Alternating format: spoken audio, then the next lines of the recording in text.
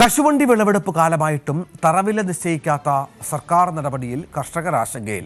വിപണിയിൽ റോസ്റ്റഡ് അണ്ടിപ്പരിപ്പിന് 100 ഗ്രാമിന് 170 രൂപ വരെ ഈടാക്കുമ്പോൾ കശുവണ്ടി കർഷകന് കിലോയ്ക്ക് പരമാവധി ലഭിക്കുന്നത് 150 രൂപ മാത്രമാണ്.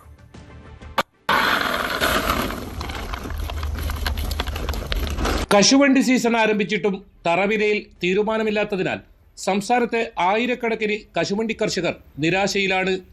ഏതാനും മൊത്തക്കച്ചവടക്കാരാണ് നിലവിൽ കശുവണ്ടി വിപണി നിയന്ത്രിക്കുന്നത്.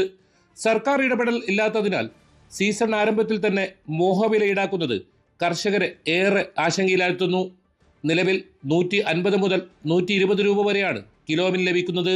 പരിപ്പിന്റെ വില അടിസ്ഥാനമാക്കി കശുവണ്ടിയുടെ തറവില നിശ്ചയിക്കണമെന്ന ആവശ്യം കർഷകർ ഉന്നയിക്കാൻ തുടങ്ങിയിട്ട് കാലങ്ങളായി. 250 രൂപയെങ്കിലും തറവിലയായി നിശ്ചയിക്കണമെന്ന് കർഷക കോൺഗ്രസ് ആവശ്യപ്പെടുന്നു.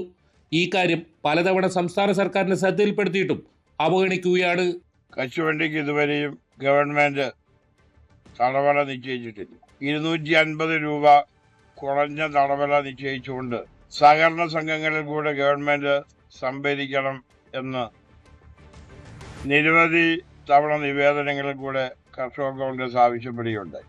അത് ഇതുവരെയും ഗവൺമെന്റ് കേട്ടതായി പോലും ഭവിച്ചിട്ടില്ല. കാലാവസ്ഥയുടെ പ്രതികൂല സാഹചര്യം കൊണ്ട് കശുവണ്ടിയുടെ ഉൽപാദനം 50% കുറഞ്ഞിട്ടുണ്ട്.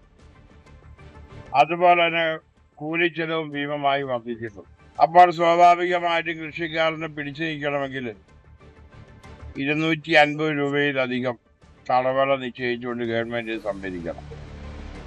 ഇല്ല എങ്കിൽ കശുവണ്ടി കർഷകർ കടുത്ത പ്രതിസന്ധിയിലേക്ക് പോകും.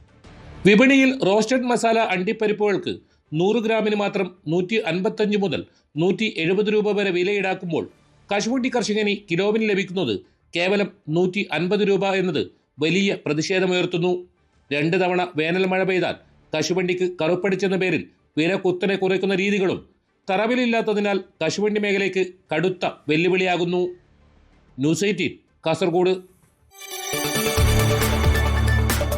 കൂടുതൽ വാർത്തകൾക്ക് news 18 Keralam YouTube channel subscribe ചെയ്യുക.